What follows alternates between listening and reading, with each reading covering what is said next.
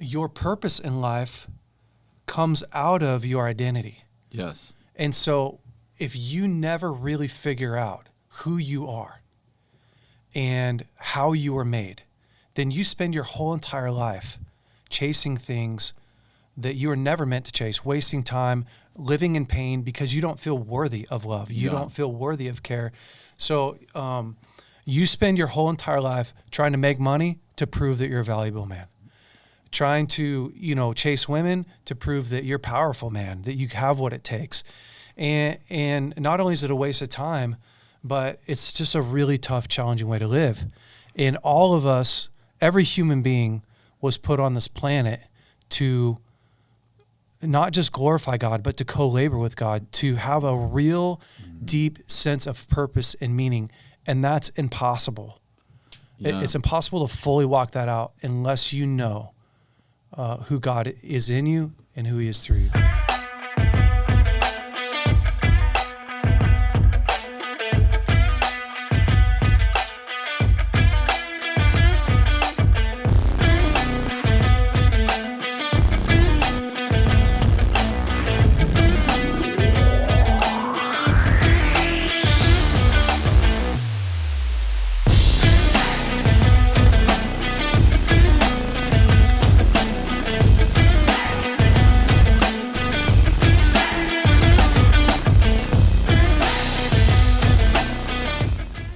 Welcome to Cultural Catalyst, where we help you learn how to live fully alive, co-labor with God, and change the world. I'm your host, Kris Vallotton, and today I have my only begotten son, Jason Vallotton, with us, who is the founder and leader of BraveCo, which is a men's movement. Jay, thanks for being on today. Dad, I'm so stoked to be here with you. Hey, you have a huge passion to see God, to see men actually walk in the fullness of God in their lives. Yeah. When did that passion start in your life? Yeah, I mean, young, right? Yeah. So before the days of internet, and even maybe cable TV for us growing up in Weaverville. Because we lived in Weaverville. Yeah, out in the woods. I just remember specifically you telling me stories about the Bible, David and his mighty men. And I remember one night, like we all have, I think that most people have certain encounters in their life which really shapes them. Yeah. And for me, this is one of those. Yeah. So I was sitting around the table, you're telling me about David and his mighty men and some of the different feats that happen, right? Like a guy jumps into a pit on a snowy day with a club and kills the lion, which that's a bad dude. That's a bad dude. It is a bad dude, because if you've ever wrestled with a house cat, like you know how crazy cats could be. So, and then two guys could slay 10,000 dudes. I mean, just all these different stories of these men. And I remember when you were telling me that, I mean, I could still remember how my heart felt, like it was just burning. Yeah. And I told you, Dad, that's what I want to do, which I think you were thinking that I wanted to jump in a pit and kill some dudes. Age probably was part of it. Which is true, yeah. Our dog was afraid of me when I came out with my bow and arrow because I'd shoot at him and stuff. Just little kid stuff, Exactly. We got tired of shooting at targets. We wanted to shoot something that was actually moving. It's true. It's true. So I feel bad for that dog. I didn't kill him, though. I didn't even hurt him. He survived. Yeah. But that was the night when I realized I wanted to help broken men. And I didn't even know, I wouldn't even say today, broken men. I wanted to help the down and out, the underdogs, which that's who you describe these men as, right? David and his mighty men. Like, you'd be like, Jay, these guys were the outcasts. These were the guys that nobody wanted, that, had sinned, done all these things, and then they were transformed back into their original creation. Yeah. And to me, even today, like, nothing fires me more than seeing humanity restored back into its fullness. So a father connect to his son, a daughter connect to a mom, a married couple restore their marriage. Just watching the transformation from broken identity, insecurity, the sin really distorts and defiles us. Yeah. And more than that, we're supposed to be these strong, powerful equippers, these men who are great, producers, managers. And so that's when it happened. And so I was really young.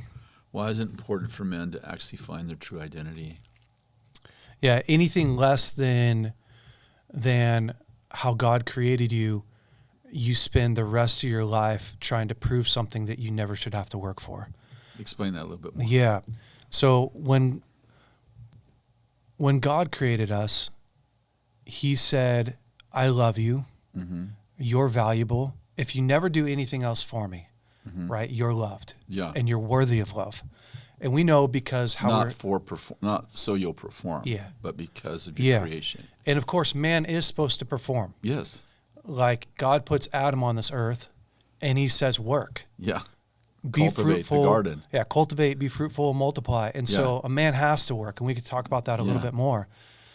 But when you didn't have a good upbringing, yeah, when you didn't have parents who nurtured you, who promoted you, who protected you, who saw what God was doing in you, and who just gave you encouragement mm-hmm. in life, and then brought you up. When you don't have that, you try to you believe what your parents believed of you, mm-hmm. and what your environment of you. So they say that you become what you think the most important people in your life think of you. Mm-hmm. And if the most important people think in your life thought that you were awesome, you become that. Yeah. You live that. Yeah. And if they didn't think you were awesome, well, why would you think that you're awesome? Yeah. I mean, really. Yeah. And so I I think you don't make that connection with God, who becomes the most important person in your life too. Yeah, and your purpose in life comes out of your identity. Yes. And so if you never really figure out who you are and how you were made, then you spend your whole entire life chasing things that you were never meant to chase, wasting time, living in pain because you don't feel worthy of love. You don't feel worthy of care. So you spend your whole entire life trying to make money to prove that you're a valuable man, trying to, chase women to prove that you're a powerful man, that you have what it takes. And not only is it a waste of time, but it's just a really tough, challenging way to live. And all of us, every human being was put on this planet to not just glorify God, but to co-labor with God, to have a real deep sense of purpose and meaning. And that's impossible. Yeah. It's impossible to fully walk that out unless you know who God is in you and who he is through you. I love what you're saying, because there's a big difference in working for love Yeah. and working from love. Yeah. There's a huge difference from working from my identity Yeah. as there is working for my identity. It's true. And it sounds like semantics, Yeah. but it actually is a lifelong journey of as you just said, Yeah. when I'm working so I can have an identity. The truth is I never work hard enough, long enough, or well enough to actually feel good about myself. And the main motivator, so here's the real problem, is the main motivator is shame, Yes. is fear, is powerlessness. And so Insecurity. You may get to the same place working for love and working from love. You may get to the same end result. Mm-hmm. You may start a business. Like it looks the same on the outside. Well, and you could accomplish the same thing, right? Yeah. So let's say that I'm kind to my wife. Yeah. But let's say that I'm kind to my wife because I'm afraid of her. Yeah. What's the wrong motivation? Or I'm afraid of failing. Afraid of failing. Or I have insecurity, so all of these things, right? Yeah. So, the journey is just as important as the destination. Mm-hmm. And when you live a life of shame, pain, regret, you're right. Like living for love or living from love, fighting for victory or fighting from victory sounds like semantics. It's the heart. It's the motive. Yeah. It's the mindset. And that's everything. And it is the journey that you just explained. The process of working from love is actually a completely different process than working for love. It really is, because there's creativity in there, and there's faith in there, and there's hope in there, and there's peace in there, right? The journey of from love has the fruit of the Spirit in it. Yeah. And love, joy, peace, patience, kindness, goodness, self-control, long suffering, yeah. Perseverance, right? The journey of for love, I'm working for love. it's fear, it's powerlessness, it's insecurity, it's shame. And listen, to be honest, you and I are both working out those things in our life at different levels. Yeah. Working through God at different seasons of our life. We end up in really hard places, and you realize, oh shoot, I am trying to prove that I'm enough, or I'm trying, and you got to get back into like, okay, I still need to be responsible. I still need to show up on time. I need to keep my word. Yeah. But I mean, sometimes what you're saying is sometimes my actions don't change. no, most of the time they don't. But my motive changes. My motive changes. Jay, this is a great conversation. Most men are born with the desire to be strong and brave, but often they're not nurtured as you just mentioned, when they're young men, and they feel incapable and insecure. So we just talked about the problem, really, right? Yeah. So how would you encourage men to feel secure in his ability and be strong and courageous? Yeah. So it's kind of like we're kind of heading that direction already. No, and I love it. Everybody wants to be confident. Yeah. But it's impossible to have real confidence except for through doing and accomplishing. You can have the courage to do something, but not have the confidence to do something. Those are two different things. Whoa, that's... Yeah. And having the courage to do something and have the confidence, often they have a different result, right? If I have the confidence that I can show up, lead well, take on the challenge in front of me, that's almost more valuable than the courage. Because with that confidence comes a measure of courage. And so what was supposed to happen when we're young, right? Like for me, for instance, I had a dad who said, make all of your mistakes at home. Literally. I can remember that conversation when you looked in my eyes and said, son, you're 15. I want you to make all of your mistakes at home because you have me, which didn't mean it was going to be fun to fail in front of you. No. Sometimes I got a spanking. Sometimes I got good feedback. But what you were saying to me is, I want you to grow up a confident, healthy, whole man that has answered this question in your heart and in your head. You have what it takes. Yeah. Because that's the question that all men are asking all the time. Do I have what it takes? But the only way to really answer that, right? Masculinity is something that's supposed to be poured into a man, not something that we're born with. And this confidence that I have what it takes was supposed to be poured in from father to son, and even brother to brother on some level, right? Yeah. This peer thing where we're encouraging one another. Kind of and even from mother to son too, right? The culture is validating the shaping of me. And without me being shaped by a culture that says, you can do it. We're here with you. Good try again. Let me give you some feedback. Without that, you become a self-made man. And you live a life with the fear of rejection. You live a life being afraid that people who want to be around you aren't always going to be around you. There's just all these different lies that we live with. And so I can't remember the original question, but I think I'm on the right track. We're talking about the fact that, so we talked why about it's so important. Why it's so important, and also how do we get there? Because it takes a woman to give birth to a male, but it takes a man to give birth to a man, right? Yes. So how we get there, I just built up why we need it. Yeah. How we get there is, the same way that you got broken, you also get fixed. So, if you don't have confidence in your ability, it's because you weren't supposed to derive your own confidence, for starters. So you encouraged me, you gave me courage to do the first few things that I did. So other people around you, especially men, but also mothers and sisters, they pour into you, and part of what they pour into you is this confidence in you. You can do it. And the challenge for you to actually move forward in your masculinity. 100%. I was just on a call with 12 guys, 12 powerful leaders that we do a once a week call, and we're all doing that, right? So we all leave our ego at the door, which means you can tell the truth. Yeah. And the power in a group like that isn't the wisdom that comes out of that, although that's good. Yeah. It's the power that you're in my corner. You may not know what to tell me, but I know that you're with me. Connection. It's the connection. And then I also know that you're going home and you're living the same way that I'm living. Mm-hmm. We have a standard. So, what you gave me at home is you set the standard. Mm-hmm. You set this bar. And then you gave me some tactics, some tips, some encouragement. But I also watch you live it out every day. Mm-hmm. Men need that. You're not going to learn what you need to learn from a podcast, guys. You're going to need some of it. You're going to learn some of it. Yeah. You're not going to, there's no replacing having men in your life, sharpening you, because theory isn't sharp. No.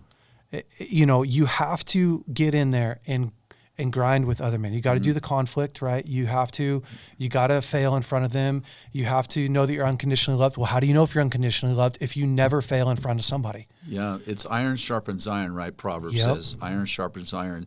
If you hang out with fools, Proverbs says, you become a fool. But if you hang out with wise men, you become wise. You're saying that it actually is, like, it is an action. Like, you have to be involved. Yeah. And it's out of that iron sharpening iron. It's out of hanging around with wise people. Yep. It's doing life with people who are ahead of you, that actually mold you and creates in you. It's true. That masculine kind of thing. And it's Jesus never called any of us Christians. It's funny because first century Christians were not called Christians probably till 90 years after Christ. They were called disciples. And the nature of a disciple, the word means learner. So the nature of a disciple is that he or she's being discipled. Right. Like if I said I'm married, I have a husband or a wife, right? Yep. If I say I'm a student, I'm in some sort of I'm learning. Yeah. So the nature of the fact that I say I'm a disciple, that word actually demands that I'm being discipled. I'm being sharpened.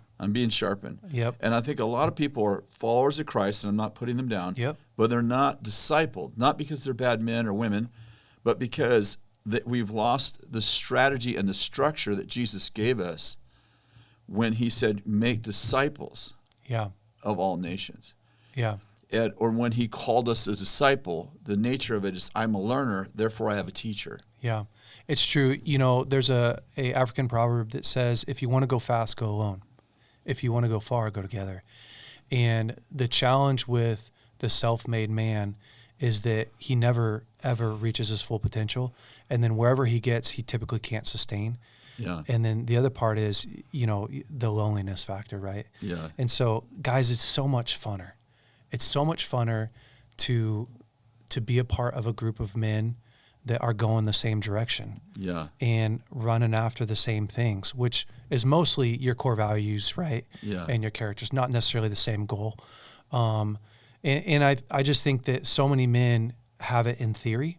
Right? I go to church on Sunday, which is cool and that's good. And it's needed. A good start. But you got to have guys in your life that are shaping you and molding you. Jay, we're on the same subject here, but let's talk a little bit about fatherlessness, because BraveCo is birthed out of this Malachi 4 that says, in the last days I'm going to send Elijah the prophet. He's going to restore the hearts of fathers back to sons and daughters of fathers. And we, as you and I know, I just wrote a book called Uprising, which I love. But we talk in the book, we talk about the fact that we are in the most fatherless generation in the history of the world, in which our fathers are alive but not home. So how would you encourage these people who grew up without a father? And I think you've touched on it already. Yeah. But what are some practical steps that you would give them for healing the places where their dad was absent? Yeah. I think for starters, I don't know that the world understands the devastating impact of fatherlessness. And even our listeners. You have a podcast, I have a podcast. I don't even know if we all do, because we actually, all of us were born into this. It's true. Fatherless generation. Yeah. Homelessness, suicide, addiction, incarceration, abortion, all of that. Homosexuality. All of that. Rape. You can trace all of that back to fatherlessness. Yes, you can. Statistically. Mm-hmm. And, when you grow up in a home where dad's not there, and he's not there because he's at war. Yeah. When He's your not dad's he's not out doing something noble, so you can be proud of him. when your dad's not there because he doesn't want to be there, it's a message. You have a message on your door. You have a message on the family that says you're not worthy. And you're not valuable enough for me to fight for my marriage and fight for you as a son or a daughter. No. And on top of that, right, you give permission. It becomes a big open door to live the same way that I'm living and do the same way that I'm doing, because the family unit isn't worth the responsibility, isn't worth the sacrifice. And so I think for starters, we have to understand the devastating effects emotionally, mentally, physically on our society simply because dad's not showing up. Yeah. It's devastating. So, a whole bunch of men and women and, marriages are just shattered and looking to rebuild that, So where do you go? I think you have to start with God. God is supposed to be our main source for direction, protection, identity, comfort, unconditional love, healing, mercy. He's supposed to be at the core of us. And I actually think that that's one of the best things that ever happened to you. When I look at your life, especially at my age now, because I've worked with so many men, you're an anomaly. Yeah. So, you grew up in a poor home where your dad died at the age of 3 for you.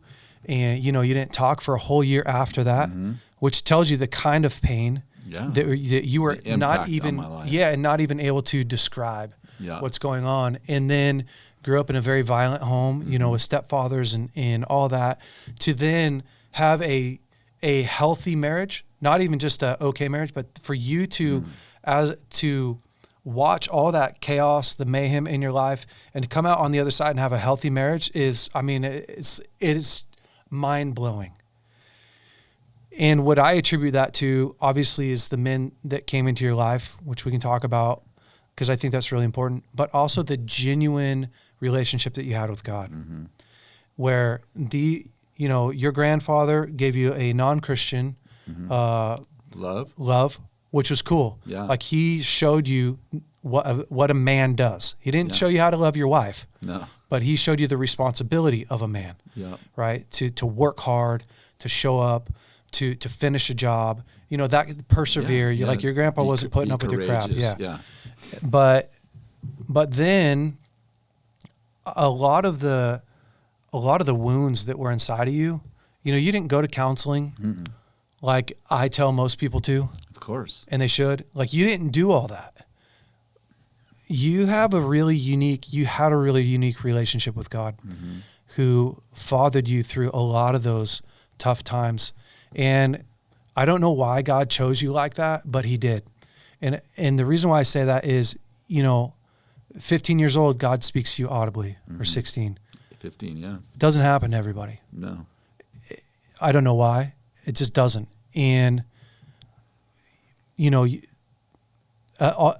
different people in this life have different favor on their life. And I'm not saying you have more in one area or less. Different. But that was something that God gifted you. And so you had no doubt that there was a God that loved you. And so when you finally met him, you have a deep conviction with God that, most people don't have, especially people that didn't get raised up into it.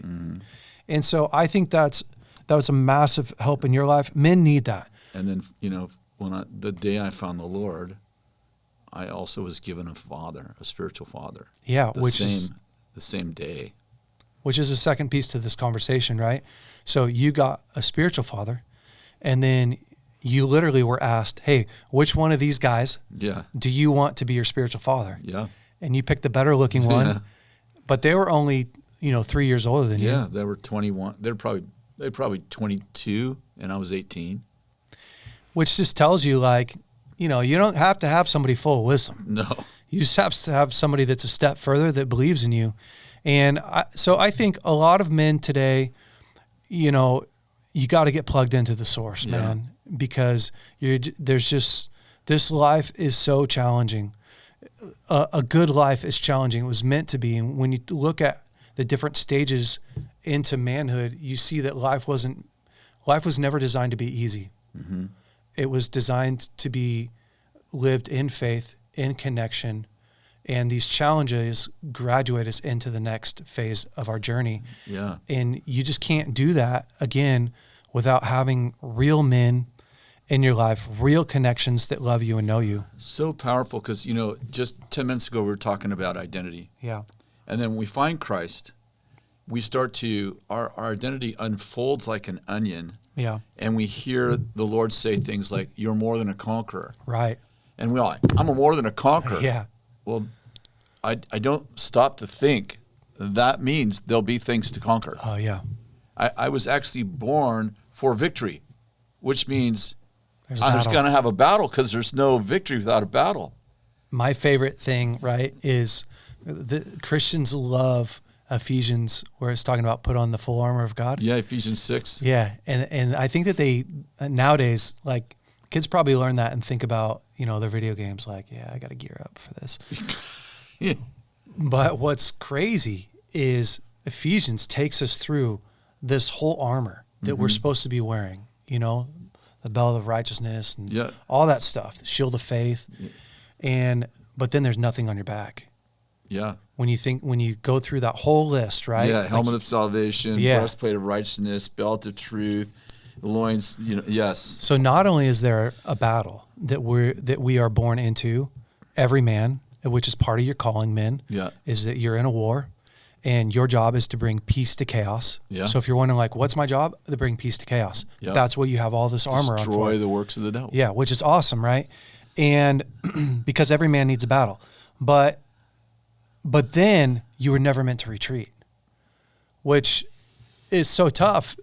And you go from anything? Not really, because the guy that's got your back is God, and he doesn't run backwards. He's actually called your rear guard. Yeah. The glory of the Lord shall be your rear guard. Why don't I have armor in the back?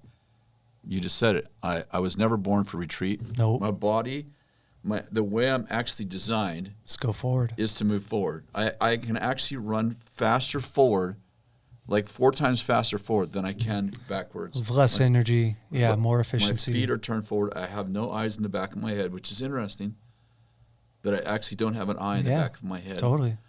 Even my ears are pointed forward. Like everything that I do, the way I've created is to I'm actually not made to back up. No. And so I think for men, you were designed to be born into a war, to know that you can win. It's part of what makes this life awesome. And it's why one of the fruits of the spirits is long suffering. Yeah. It's perseverance. James clearly tells us to consider it joy when you encounter various trials, for the testing of your faith produces perseverance. And when perseverance runs its course, you won't lack anything, right? That's a paraphrase. Yeah. But it's talking about if you're out there and you feel like, man, I'm lacking so much in my life, it's probably because you're running out of the battle. Yeah. You're retreating. You're running away from the battle. Mm-hmm. Yeah. Yeah, you're shortcutting yourself. Yeah. But it's really hard to stay in the fight alone. That's what I learned in my divorce. Yeah. Right? I learned I can't do this on my own. Yeah. It's too wearing. It's too long. It's lonely. There's too much pain. Doing this life on your own, it's impossible. So the easy solution to that, right? The really easy solution is join something. Join a small group at church. Yes. Join a home group. Join BraveCo. There's so many different things that you could do to be literally, practically invite men into your life that want to do life like you want to do life. Yeah, BraveCo. Let's just talk about that for a minute, because not just give a plug for BraveCo, but because we both have put so much work into this structure and strategy, thinking through this exact conversation. Like, great, we have all these values. How do we actually help men? Like, how do I actually practically help a man? Yeah. And I was a part of the Promise Keepers movement, which was beautiful and wonderful. And Incredible. by the way, I learned so much there. But we didn't have the technology really to stay together. So you have some stuff on BraveCo. Just talk for a minute. Yeah, about just super quick. So what we What we realize, I mean, over the years of helping people, I've been counseling people for 20 years now at this point.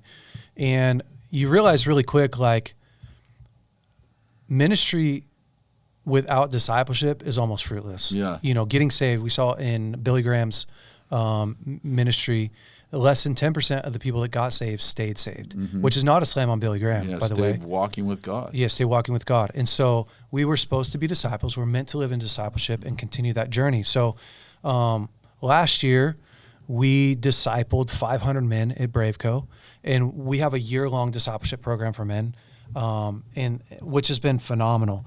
And we're taking a little bit different route this year. So we have our Foundations of Masculinity, which is 12 video series that literally walks you through what does it mean to be a man, what's my role, how to set healthy boundaries, how to be present in your family, how to be present for yourself, how to deal with your emotions, how to work through pain. You know, all the things that you go, what do I need to know as a man? Yeah. What should your daddy have taught you? Yeah. So we have 12 weeks of that. And guys can go through that on their own.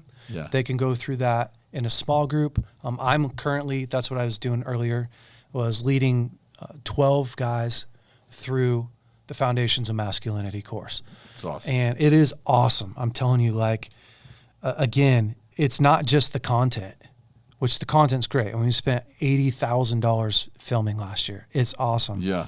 But it's a way, here's the thing. It's a way for a guy to go, Joe, Mike, Bill, let's go to the next level in our life. Yes. Let's grow in God. Let's become confident in our ability as a man. Let's grow deeper together as brothers. Let's do this for 12 weeks. So that's easy. You can go to braveco.org. BraveCo.org. Yep. Sign up for that. They can all jump into, they can all buy the Foundations of Masculinity and do it together. Yeah. So get to braveco.org. All the resources are there. Yep. Also, I want to say we have a father series and partnering with my new book, Uprising. My new book comes out in October. It's exciting. Really exciting. We have a 5-part. I'm reading it right now because this was just brand new. It's just coming out with it. A 5-part video series featuring stories of hope in this father's generation. You can learn more about that. It's www.theuprisingbook.com. Let me do that one more time. www.theuprisingbook.com. Check it out. 5-part video series on this father's generation and what you can do to solve that in your own life. God bless you. Jay, thanks so much for being on the Cultural Catalyst show, and sure appreciate your ministry. Love you, Dad. Love you too.